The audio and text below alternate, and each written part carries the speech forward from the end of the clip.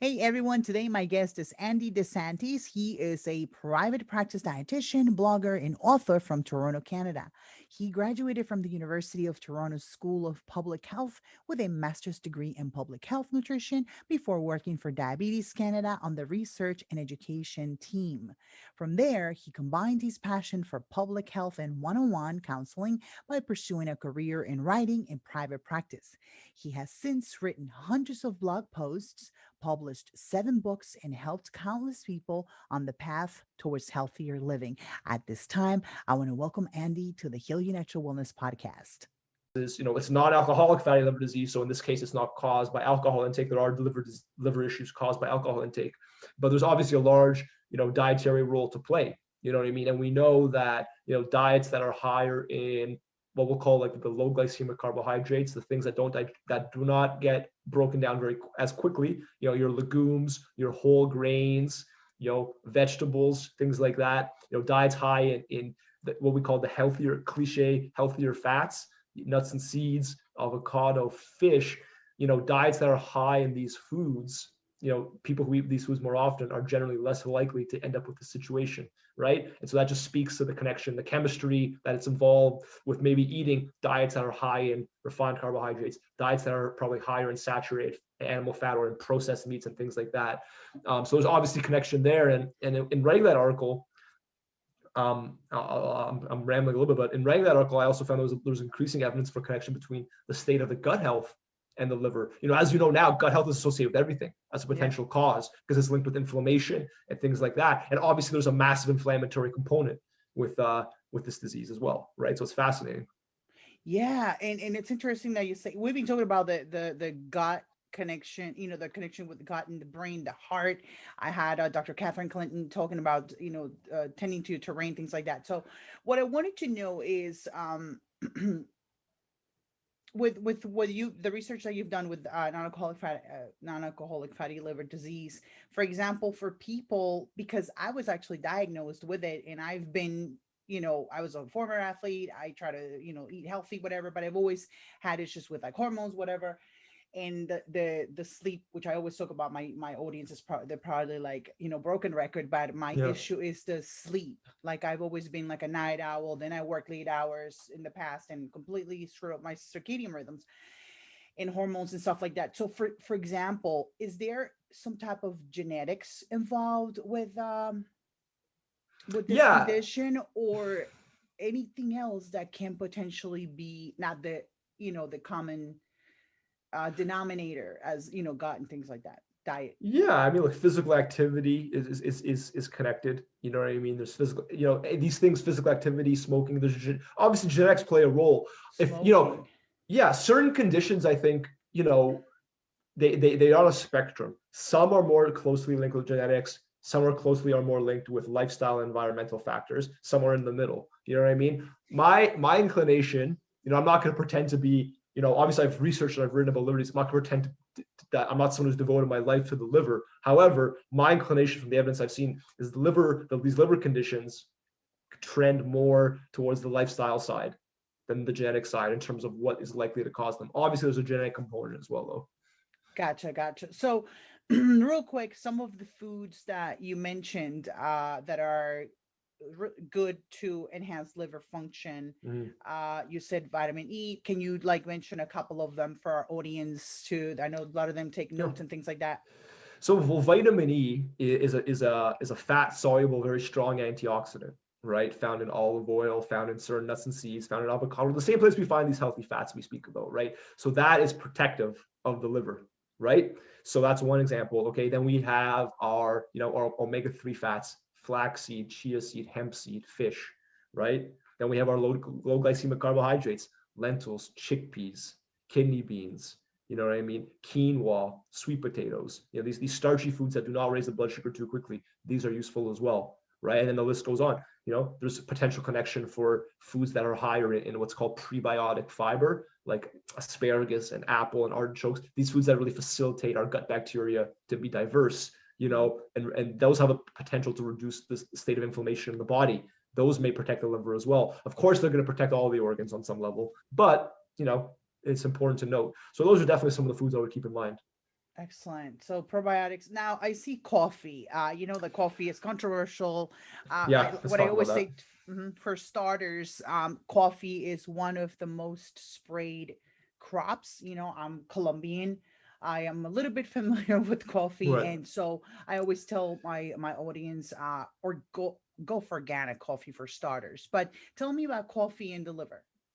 So the reason I include coffee in this post is actually because, so first of all, coffee is one of the highest foods in antioxidants.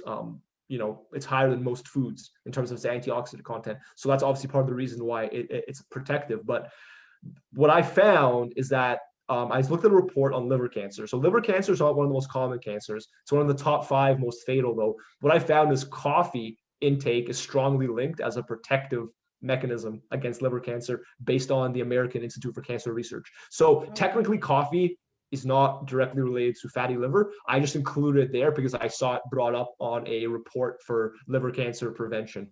Um, so look, it's all observational data. It's not like, oh, go start drinking coffee per se, but there's something there.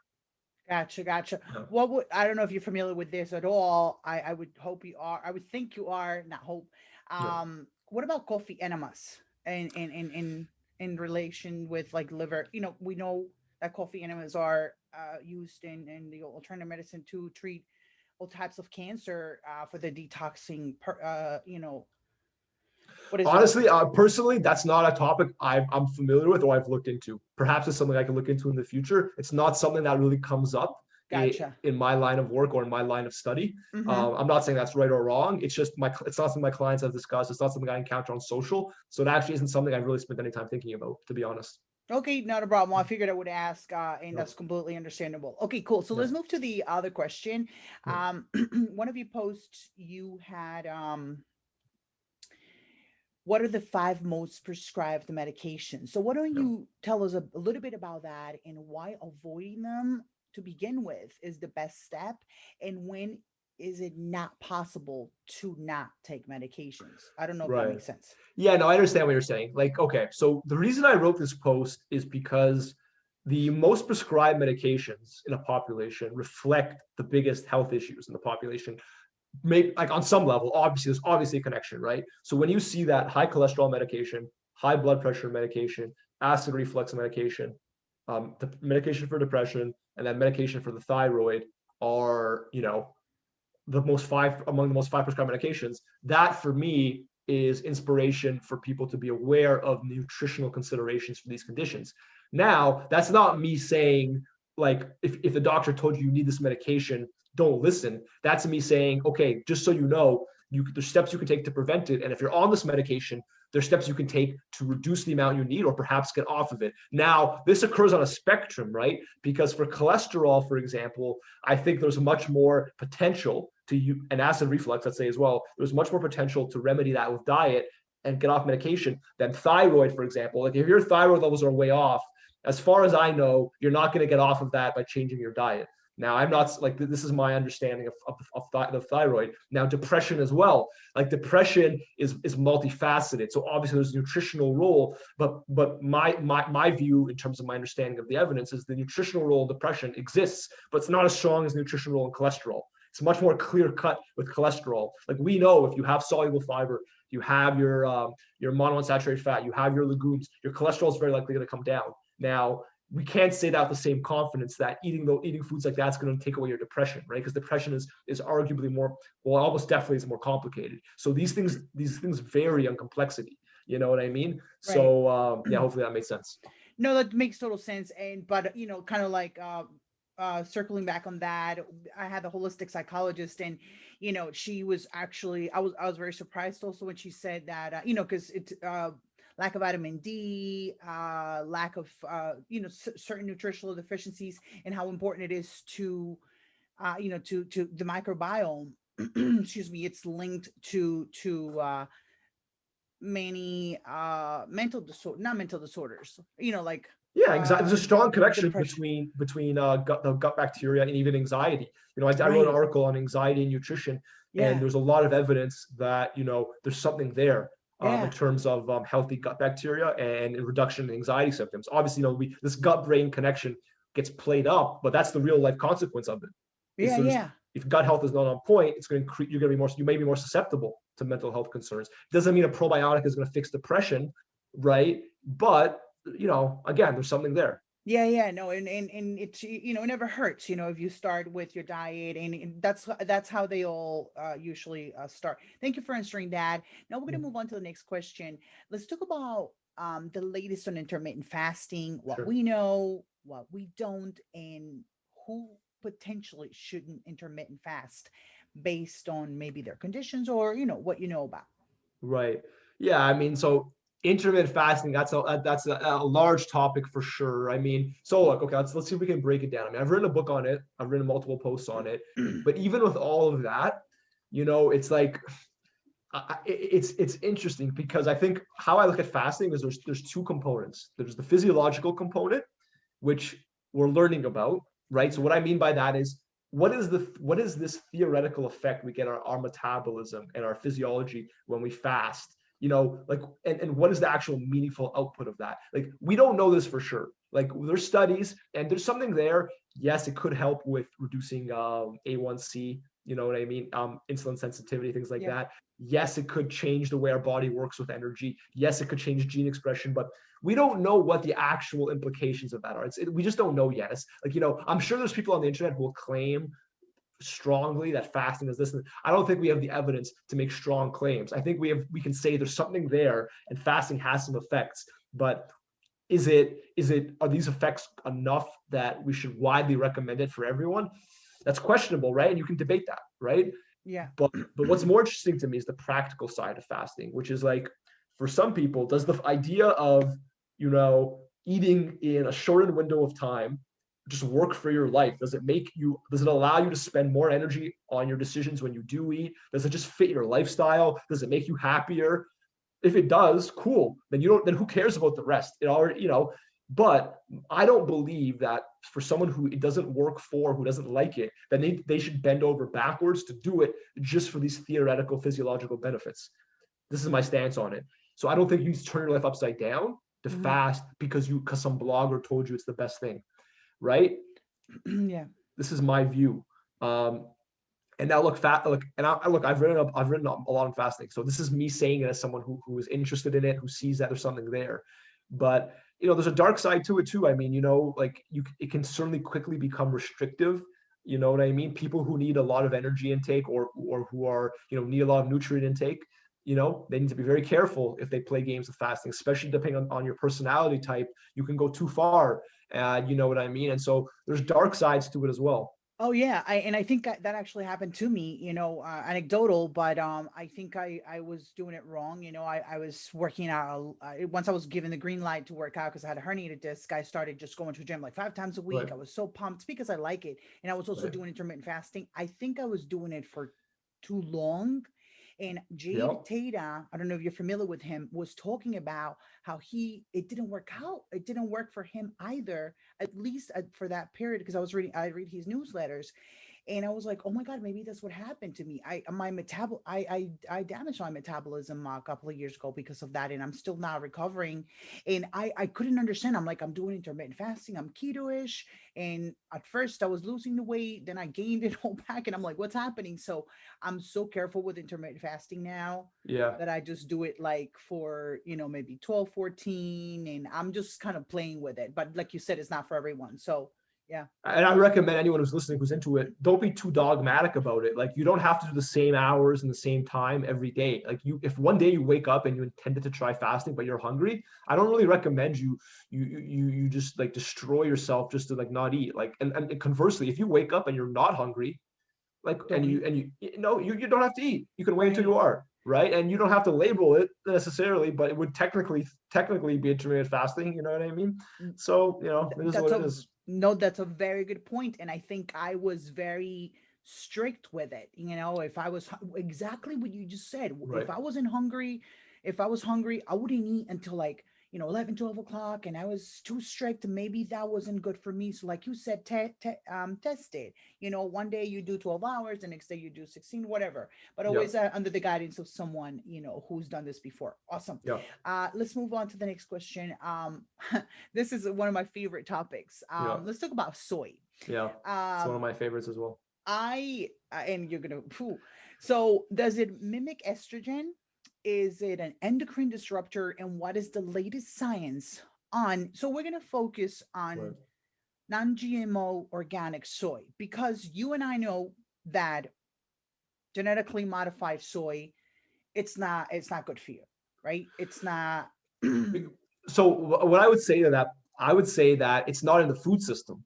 So I wouldn't say it's not good. I would say that GMO soy is largely what they feed animals. Like the tofu and the soy milk at your grocery store is organic, largely. If you take a close look. Now, I can't speak for the whole American food system, but here in Canada, if I go to the Not in grocery store, America. okay, so yeah, that I suppose is a different story. I can't speak to that because I don't know that. But what I do know is in the food system, if I go to the grocery store in Canada and I buy tofu or soy milk, it's organic. Oh, So that's great. so it's not even a question for me of GMO or not. Now, from what I understand, the majority of GMO soy is and what I've looked at is used to feed animals because it's cheap or whatever the case may be. And This is yeah, my understanding. This is my no, understanding of what I look like. I'm not an agricultural PhD though, so I could be wrong. You me, know, yeah, no, I know, but I've done a little research on that, right, and they do add it to everything, like corn. When you see on the processed food, like cornstarch and corn this. I'm sorry, right, we're talking about corn. Modified soy solids, soy interesting, lecithin, soy this, soy that. That's usually genetically right, modified because it doesn't say organic. right, So with us it's a little bit harder, and also in right. Europe everything is organic or labeled, and with us in America we're screwed in that aspect. So let's, yeah. Right. So what I think though, for anyone who like, so when I think soy, what I'm talking about really soy milk, tofu, tempeh, edamame. And I think, again, I don't know the American system. I think if you want to eat those organic, you can. Now, again, like whether or not not what the health effects of non-organic GMO soy, that's we can say that for another day. But let's just assume that you can, and I think it's a safe assumption that we can all access if we want to organic soy that's not genetically modified, and then we could speak to the health benefits or the health relationship of these foods, which is what you said at the beginning, right? Yeah. So look, let's just to your first point, mimicking estrogen. So look, from the science I've seen, soy, the phytoestrogen soy have 1/200th of the affinity for estrogen receptors that actual estrogen does. Okay, 1/200th. Wow. So for someone now, look, again, I'm presenting this information to the best of my knowledge. Like, I'm sure there's smarter people who could present it better, but what I'll say is this: what that means to me, with my medium level of scientific knowledge, is for every 200 possible interactions, estrogen's going to win 199% of the time, 199 times out of 200.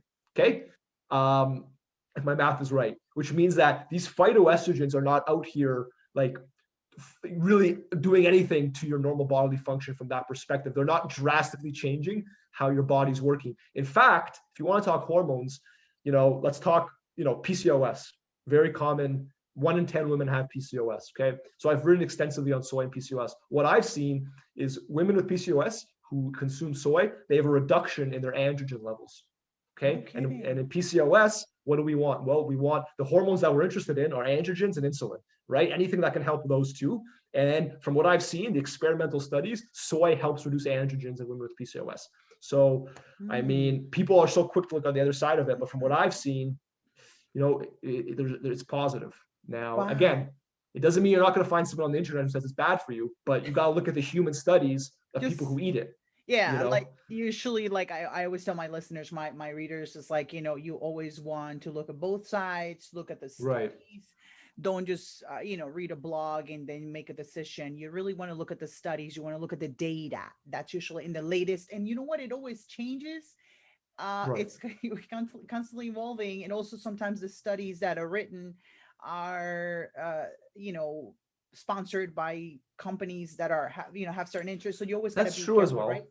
Yeah, yeah. So that's Yeah. that's interesting to know about the PCOS, and soy lowering the, was it, what did you say? Androgens. Androgens. It's called the free androgen index, which is a measure of, I think, again, like I'm not a biochemistry expert. It's the measure of circulating, essentially circulating male sex hormones in the bloodstream. If you Google soy and PCOS, my article on it, I think, will come up near the top. So anyone listening, they could have a look.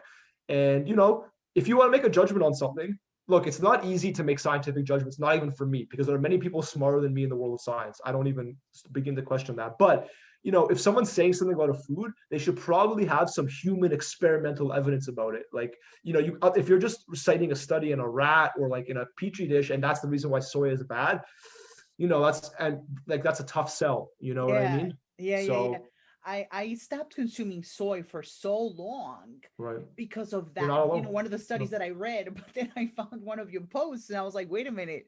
And I read, I right. think, part of your article. So where can they find the article? What I would recommend, if you want to read any of my soy articles, you either go to my blog, andytherd.com/blog, and type soy in the search bar, or you type in soy in Google. So I have articles on soy and testosterone. Type in soy and testosterone. If you want my article on soy and PCOS, type soy and PCOS. I rank pretty decently on Google, so you'll find Oh, my articles. Or just type Andy the RD soy in Google, and then excellent. you'll see my articles. All right, I just wanted to throw that out there real quick in case there, guys. I'm giving you a, heads up, but I usually write. I usually put all of your links and to your website, to your social media, and to your books on your dedicated page on my website so they could find you. So don't worry about it. It's going to be in the show notes. But I figured I would throw that out a Yeah, we bonus can do that right for now. all the topics we talked about today about articles on. You know Okay, what I mean? So people, liver, fasting, soy, people can read medication. They can read about all of it. So excellent. All right, thank you for answering that. So let's see. Um, I'm looking at your soy. I thought I wanted to I can speak a little bit more soy as well. You know what I mean? yeah, I If wanted you, to if you know. I wanted to ask about the increased cancer risk that you have on your post and man boobs. Yeah. Okay. So, I mean, increased cancer risk is a misconception, right? So, here's what. Okay. So again, when I speak, I don't speak this as my opinion. I look at the human evidence. That's Yeah. the most recent and the best, and this is what it tells me. So, what I know from what I've seen from population studies. Now, it's very hard. Now, let's actually do a quick caveat. If you go to the American Institute of Cancer Research, right, you look at what they claim helps prevent cancer, they're very careful. They don't put a lot of foods in the likely category because it's very hard to make conclusions about what someone eats about their whole life cycle and how that affects their risk of certain things, especially with something complicated like cancer. Now, that being said, studies I've seen, people who eat more soy rather than less tend to have a lower risk of cancer, lower risk of breast cancer, despite people thinking the contrary, low risk of prostate cancer in men, right? So from what I've seen, a higher soy intake generally results in a lower risk of certain types of cancer, which is perhaps unsurprising because what does soy have? Soy has a ton of antioxidants in the form of polyphenols, which is the same thing that are found in spices and fruits and vegetables and nuts and seeds. Very healthy. Has fiber. Okay, doesn't have saturated fat, or if it does in certain products, very little. So there's a lot going on there. Potassium, magnesium, all sorts of these very useful nutrients. So soy has a lot going on, and it's unsurprising for me that people who eat more tend to have better health outcomes. And what that means, it means that these studies compare the people who eat the most soy versus people who eat the least, right? So to take what a listener can take from that is, maybe I can, maybe I can cook tofu a couple times a week, or maybe I can have soy milk once in a while. And then you can start to dip into the benefits of this food. Doesn't mean you have to go and give up everything and not eat meat and go eat soy all the time. That's not what we're talking about. You know what I mean? But if all you eat is beef, maybe you can have beef once less a week and have tofu for a protein source once. That's all it is, or meet halfway, different foods have different benefits, and diversifying your protein intake is inevitably going to help your health. You know what I mean? So Absolutely. that's the way I see it. Yeah, no, that makes total sense. And I actually made tofu stir fry with an avocado stir fry with just like a little bit of coconut oil, and it was pretty good. I actually showed my followers, and a lot of them were like in the DMs like, "What do you mean soy? What are you eating?" And I was like, "It's organic, and Yeah, what tempeh is also really good. Whatever." Okay, cool. Thank you for answering that. of I course. I had a question on I don't know if this has a correlation, but there is like the different types of estrogen, and I know that there's estrogen, is it 4 uh 414, that is kind of like the estrogen that could lead to cancer. Is there a with soy, does that interfere with that? Would it add to it, or take away from potentially creating more estrogen for? So that, that's something I'm not familiar with.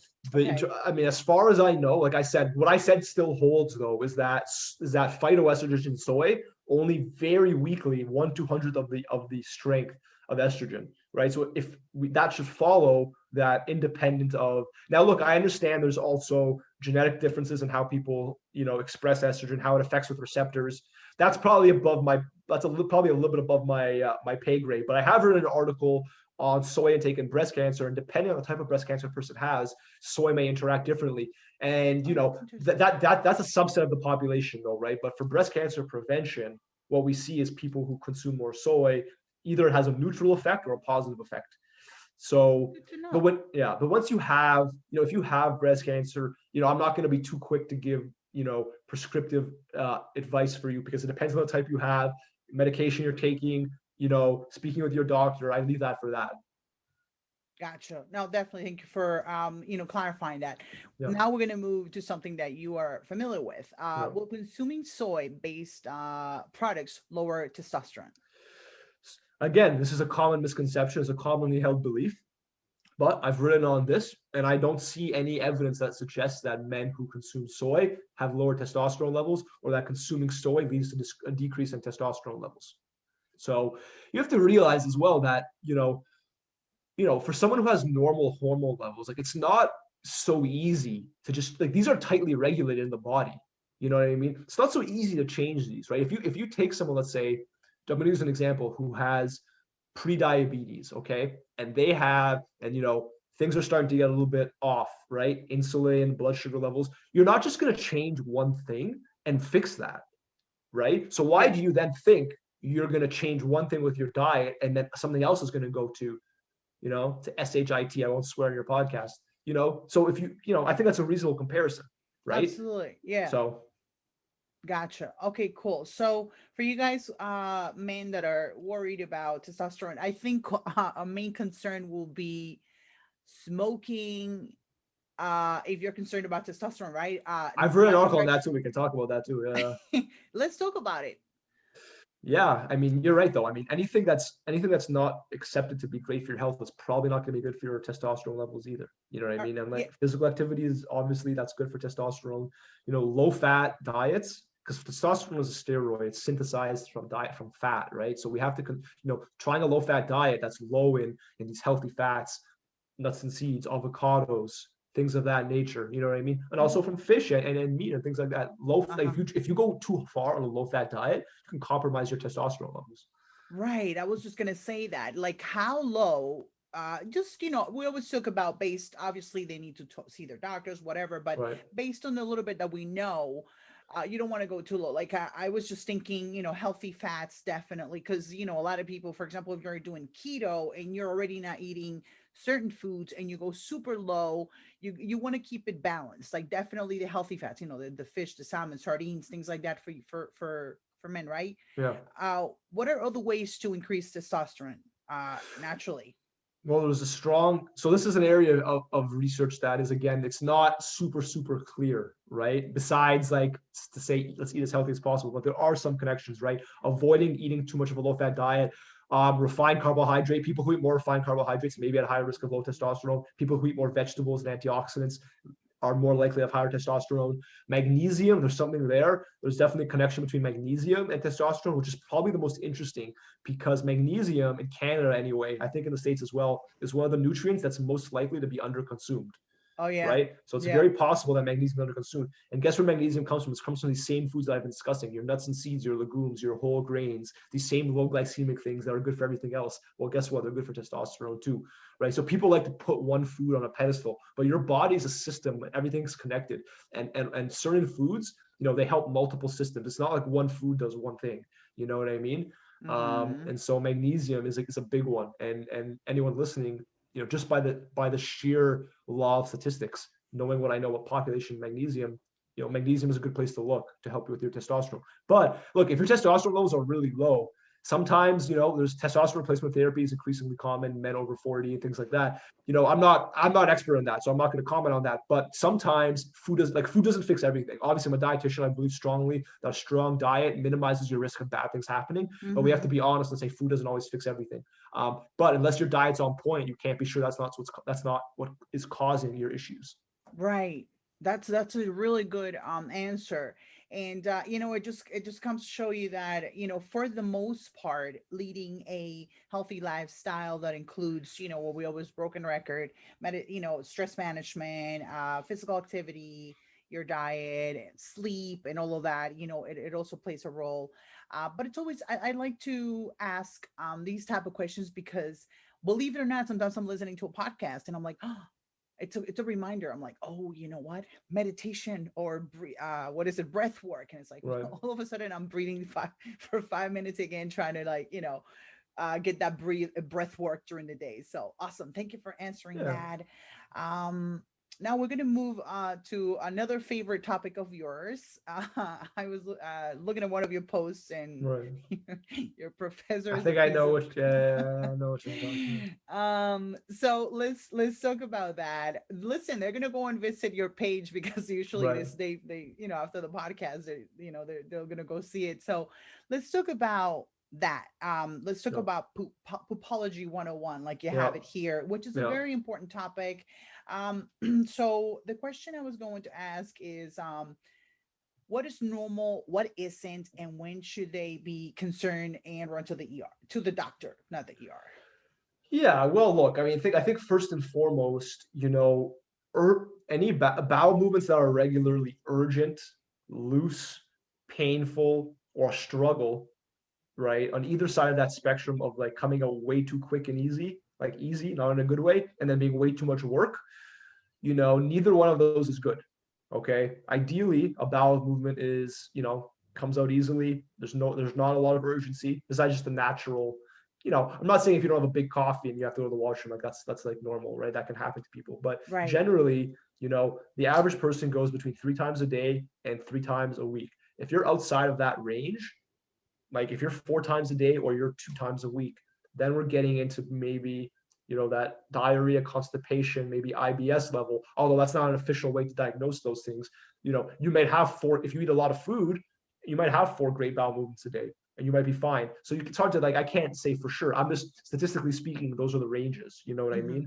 Now, bowel health, I'm obviously, constipation, again, when I wrote that article, I found constipation, is linked with heart disease.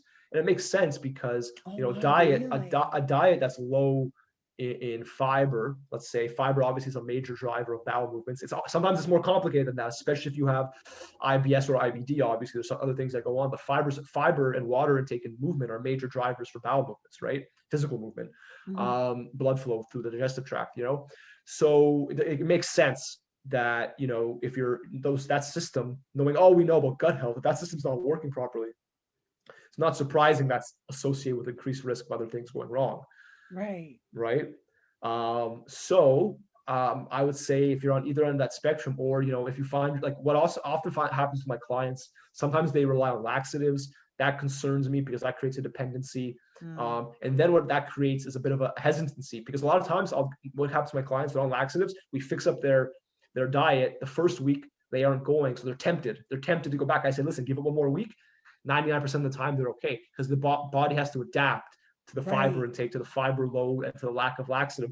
But it's better to suffer that 1 week within reason, suffer in quotes, you're not actual suffer, but Yeah. then Just to always put more effort. Yeah.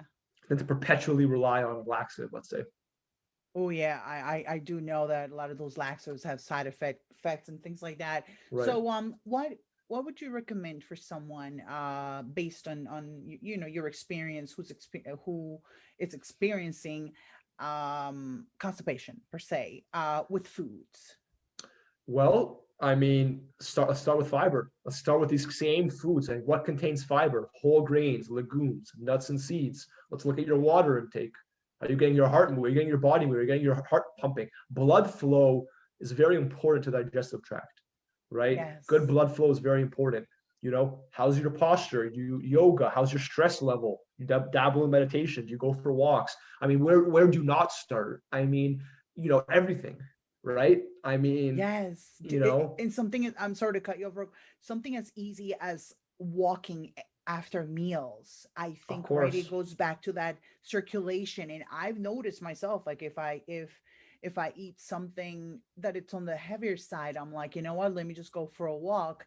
And you immediately start, sometimes, that you feel digestion, the food digesting and stuff like that. I cannot imagine, even if it's in place, like I went out after dinner the other night and it was like 28 or whatever, 30. It was so cold, but I was like, you yeah, know what? I refuse to stay here. And so right. just something as easy as a walk, right?